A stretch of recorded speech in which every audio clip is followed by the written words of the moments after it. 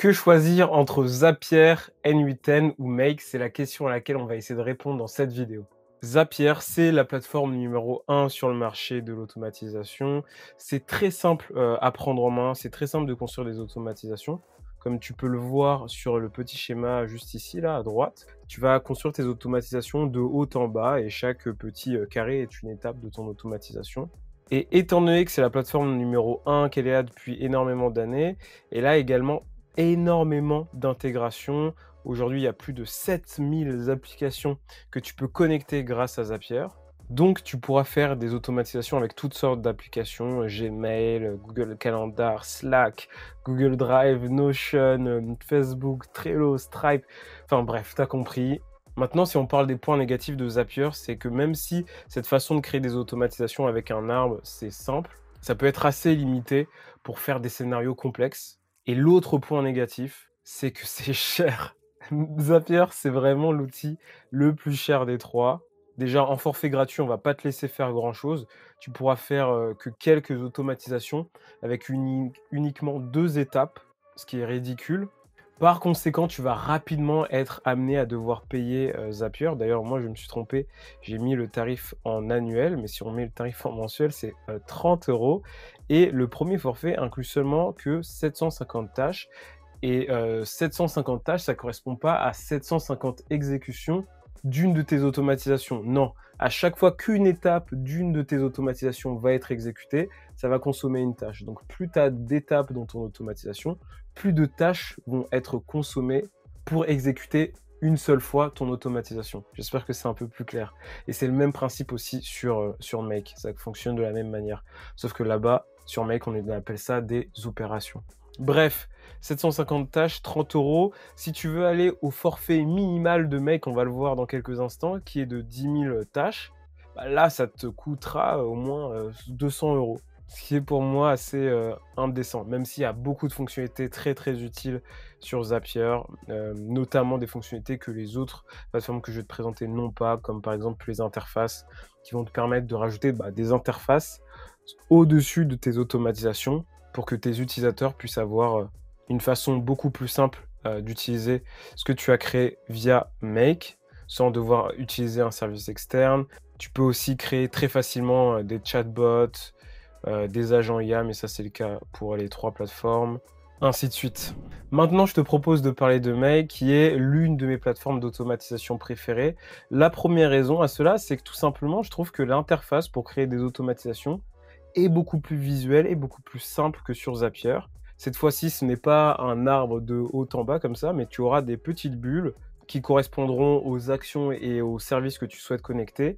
Et tu n'auras qu'à rattacher ces bulles entre elles comme ça, de façon très visuelle, de façon très simple. Et en plus d'être un système un peu plus intuitif au toucher, entre guillemets, eh bien, ça sera beaucoup plus simple lorsque tu auras des scénarios très compliqués de les faire via cette interface très visuelle. Maintenant, si on parle d'intégration, il y en a beaucoup moins que sur Zapier. Ici, on est à peu près à 2000 applications que tu pourras connecter entre elles. Historiquement, Make, c'est la deuxième plateforme la plus importante du marché. Cependant, même s'il y a un peu moins d'intégration que sur Zapier, tu retrouveras les applications les plus connues du marché. Cela étant dit, même si ton service n'existe pas sur Make, s'il possède une API, ne t'inquiète pas, tu pourras le connecter grâce à un module qui s'appelle HTTP. Il te suffira de connaissances un peu techniques. D'ailleurs, j'ai fait une vidéo sur les API que tu retrouveras en description si tu ne sais pas ce que c'est. Mais bref, tout ça pour te dire que pour moi, même s'il y a un peu moins d'intégration, c'est pas forcément un problème. Surtout si tu utilises les services les plus basiques, Gmail, Canva, Facebook, ChatGPT, Telegram, WhatsApp. Bref, l'essentiel y est. Bon, maintenant, si on parle de prix, si tu compares ça à Zapier, comme je te l'ai dit tout à l'heure, c'est beaucoup moins cher. Tu vois, si je me mets en monthly, là, tu aurais accès à 10 000 opérations. Donc, une opération, c'est pas 10 000 exécutions d'un workflow, c'est 10 000 exécutions d'un module comme ceci là. Bon, après, si on est un peu tatillon, c'est pas exactement le cas, mais c'était pour te simplifier l'explication de cette petite notion.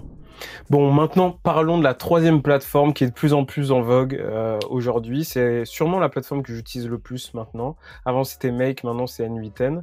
Tout simplement parce que c'est la plateforme la plus avancée en termes d'intelligence artificielle. Tu pourras faire énormément de choses, des agents IA, même si tu peux le faire également sur Make et sur Zapier, et tu pourras, vraiment, aller très, très loin. C'est une plateforme assez, technique, c'est pour des gens avec un profil un peu plus développeur ou en tout cas si tu n'es pas développeur, la courbe d'apprentissage d'N8N sera un peu plus rude que sur Make ou sur Zapier, mais c'est totalement faisable, hein.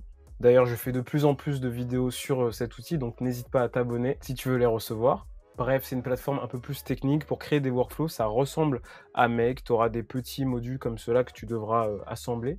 Donc on garde ce côté très visuel, très intuitif. Niveau IA, comme je te l'ai dit, ils sont trop forts. Niveau innovation également, sincèrement, je les trouve trop forts. Je suis pas payé par N8N, mais, depuis que je les suis, je les trouve super réactifs, notamment sur les fonctionnalités d'IA. Maintenant, si on parle, d'intégration, eh bien, c'est ici où tu auras le moins d'intégration, native. Tu en auras que 1000, ce qui n'est pas très dérangeant, encore une fois, lorsque tu utilises des modules, HTTP request qui te permettront d'utiliser les API des services que tu souhaites utiliser. Mais encore une fois, les, services les plus, connus, Gmail, Instagram, Slack, Airtable, et cetera, tous les services les plus connus, tu les retrouveras sur N8N. Parlons maintenant du prix, et c'est la petite subtilité d'N8N, c'est que tu peux installer, cette plateforme sur tes propres serveurs, sans devoir payer quoi que ce soit à N8N. Par conséquent, je dirais que c'est la plateforme la moins chère, surtout si tu fais des gros volumes d'automatisation. D'ailleurs, j'ai fait une vidéo sur comment héberger N8N facilement. Tu trouveras le lien dans la description. Et l'autre façon d'utiliser N8N encore plus simplement, c'est tout simplement d'utiliser leur version cloud. Et là, tu n'auras rien à installer, il suffira simplement de t'inscrire sur N8N, comme tu pourrais le faire sur Zapier ou sur Make. Et tu pourras prendre un abonnement, et le premier abonnement commence à 24 € par mois, à l'heure où je tourne cette vidéo. Et cet abonnement te permettra d'avoir 5 automatisations actives et de pouvoir les exécuter 2500 fois. Et là, c'est vraiment 2500 exécutions de tes automatisations, peu importe le nombre d'étapes que contiennent tes automatisations. Si tu as une automatisation qui a 5 étapes, ça te consommera une seule exécution. Si tu as une automatisation qui a 10 000 étapes, ça te consommera une seule exécution également. Même si je ne te conseille pas d'avoir une automatisation avec 10 000 étapes. Bref, en conclusion, si tu es débutant et sans compétences techniques, commence par Make. C'est simple, c'est visuel et ça sera plus abordable que Zapier. D'ailleurs, je vais bientôt sortir une vidéo pour t'apprendre à utiliser Make en 10 à 20 minutes. N'hésite pas à t'abonner à ma newsletter si tu veux la recevoir en avant-première. Le lien est dans la description. Maintenant, si tu as quelques bases techniques ou si tu n'es pas trop frileux d'apprendre, moi je te recommande d'utiliser N8N. C'est vraiment sur cette plateforme que tu pourras faire le maximum de choses. En plus d'économiser un maximum d'argent si tu héberges N8N sur ton serveur en comparaison à ces deux autres plateformes.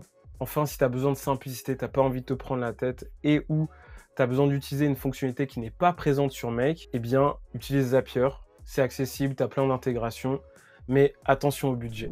Merci beaucoup d'avoir suivi cette vidéo. N'hésite pas à tester toutes ces plateformes et à te faire ton propre avis. En tout cas, si tu as besoin de tutoriels particuliers, laisse-moi un commentaire et j'essaierai de voir ce que je peux faire. Dans tous les cas, le plus simple, c'est de commencer par des petites automatisations et de les complexifier au fur et à mesure.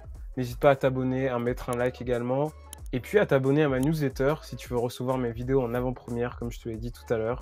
C'était Didier, j'espère que la vidéo était utile. Ciao!